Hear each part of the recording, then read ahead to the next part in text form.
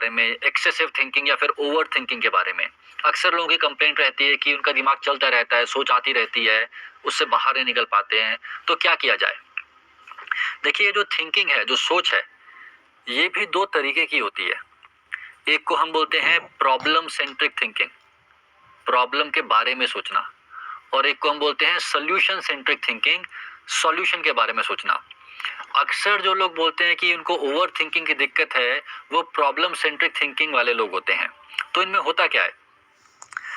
जैसे मान लीजिए एक कोई व्यक्ति है जिसको इस बात की चिंता हो रही है कि फाइनेंशियल प्रॉब्लम्स चल रही हैं, फाइनेंस का क्या होगा, पैसे का क्या होगा, पैसे की तंगी महसूस हो रही है।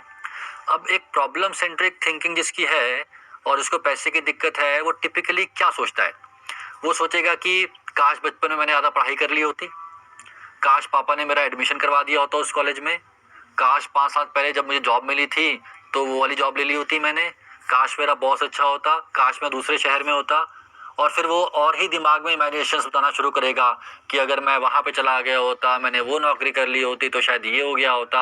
और फिर और नेगेटिव प्रेडिक्शंस फ्यूचर के बारे में कि पैसे नहीं होंगे तो आगे घर कैसे चलेगा, शादी कैसे करूँगा, बच्चों का क्या होगा, घर कैसे बनाऊँगा, महंगाई बढ़ रही है। और ये सोचते सोचते सोचते सोचते वो अपने आप को पूरा उदास कर लेता है, पूरा डिप्रेस कर लेता है और थक के दुखी होकर सो जाता है।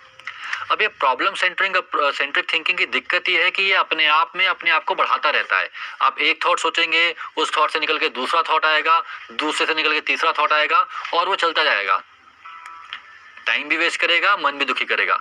एक दूसरा एग्जांपल लेते हैं। मान लीजिए कोई फीमेल है, एक मैरिड फीमेल है जो कि अपने हस्बैंड और बच्चे के साथ कहीं अलग से रहती हैं, लाइफ में सब कुछ ठीक चल रहा है, लेकिन आज से 5 साल पहले कभी उनकी सास ने उनको कुछ बोल दिया था।